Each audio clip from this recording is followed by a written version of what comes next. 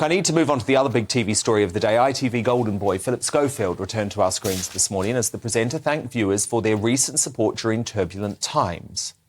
That is really lovely to be back. I have missed the show, everyone here, and also to you. And I wanted to say thank you for all your kind messages and support, which were really appreciated. So thank you very much indeed. On with the show. Should we do it? Shall we?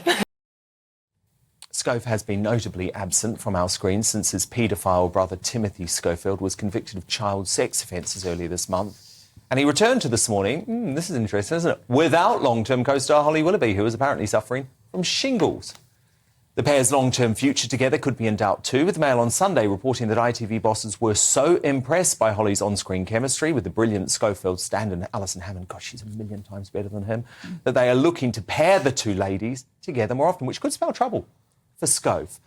This would be such a brighter future for This Morning, wouldn't it, Carol Malone, the idea of Holly Willoughby and Alison Hammond? Yeah, I mean, but how dim are ITV chiefs to imagine that two women wouldn't present together very well? We've seen how, we saw how it worked with Tess. Why are they so obsessed with Schofield? But the thing is, I mean, I think the mask is slipping with Schofield, finally. He's 61 now, he's been on, let's never... And the reason he irritates me is his ego. He thinks he's the big political interrogator. And this is the man, if you remember, who got famous on the back of a glove puppet called Gordon the Gopher. That was my favourite. Remember Gordon the Gopher? In the broom cupboard. And when Gordon the Gopher was going around, Schofield was in the wilderness and then he got picked for This Morning and suddenly he behaved like the big I am. For me, the reason I really don't like him is the hypocrisy around the fact he's gay, the fact he hid that for decades.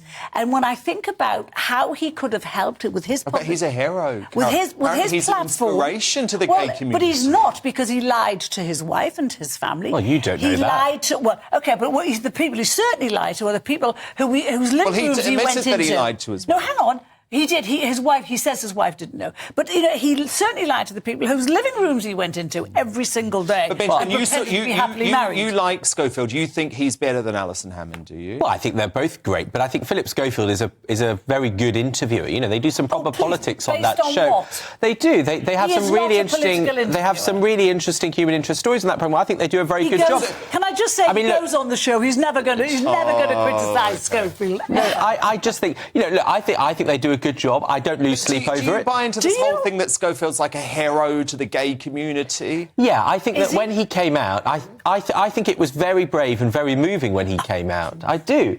Because the truth is that there are people across this country... You can't say that with a straight face. Oh, my God. Face here. And we all know why. No, because you're taunting me. Can I just finish my sentence? Which there are gay people in their 60s and 70s and 80s who had never had a chance to come out, and he was a role model to those people. Why did he take so long? Yeah, sorry. That's up to him, not you. Alison Hammond? Sorry.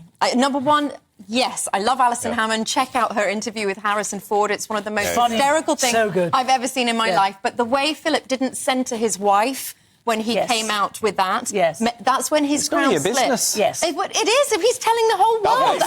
And he wanted people to worship him for it. And by the way, I can tell you, having worked with both of them, Alison Hammond, nicest person on TV. Phillip Schofield, probably the most loathsome. Belinda Lucy. Don't sit on the fence there.